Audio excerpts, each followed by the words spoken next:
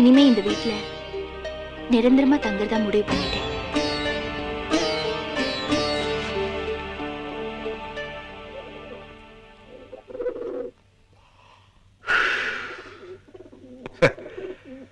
கொஞ்ச நேரத்துக்கு முன்னாடி விஸ்வா தப்பா பேசுனது என் நெத்தியில ஆணி அரைஞ்ச மாதிரி இருந்ததுங்க.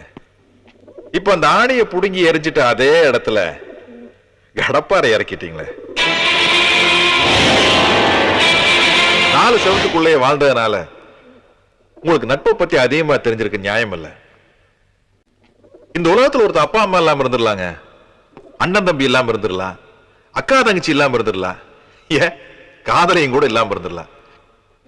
ஆனா நண்பன் இல்லாத ஒருத்தனை உங்களால அடையாளம் காட்ட முடியுமா?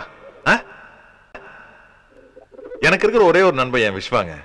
அவன் உங்களுக்கு துரோகம் பண்ணிருக்கலாம், அதுக்காக அவனுக்கு துரோகம் பண்ண என்னால முடியாதுங்க.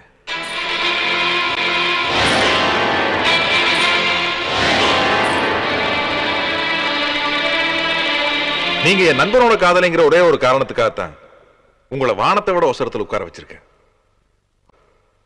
அதனால்தான் கள்ளி செடியும் கத்தாளையுமா இருந்த இந்த வீட்டை நந்தவனமாக்கி அதில் உங்களை ஒரு ராஜகுமாரி மாதிரி வச்சிருக்கேன். தோட்டத்துக்கு காவலனா இருந்த நான் காதலனா மாறவும் கூடாது, அதே மாதிரி வீட்டுக்கு விருந்தாளியா வந்த நீங்க வீட்டுக்கு சொந்தக்காரியாக ஆசைப்படவும் கூடாது.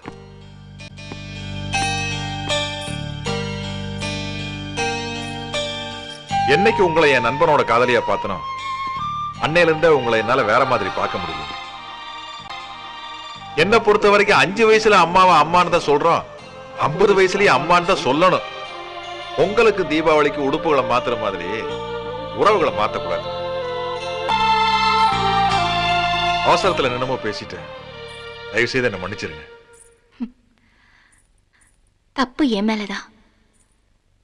சுவர்னு நினைச்சு எழுதலான்னு வந்தேன், ஆனா பக்கத்துல வந்ததுக்கு அப்புறம் தான் அது கோபுரம்னு புரிஞ்சுக்கிட்டேன். காதல கோட்டை விட்டுட்டு நிக்கிற நான் எங்கேயோ இருக்கேன், நட்புக்கு கோட்டை கட்டிட்டு இருக்கிற நீங்க எங்கேயோ இருக்கீங்க, என்ன மன்னிச்சிருங்க. நீங்க எனக்கு ஒரு உதவி செய்யணுமே. சொல்லுங்க. ஆரம்பத்துல இருந்தே உங்களை உண்மையா நேசிச்சவர் இவர் தான். நீங்க இவருக்கு இல்லைன்னு தெரிஞ்சதுக்கு அப்புறம் கூட விஸ்வா வெளியே வர்றதுக்கு உதவி பண்ணாரு.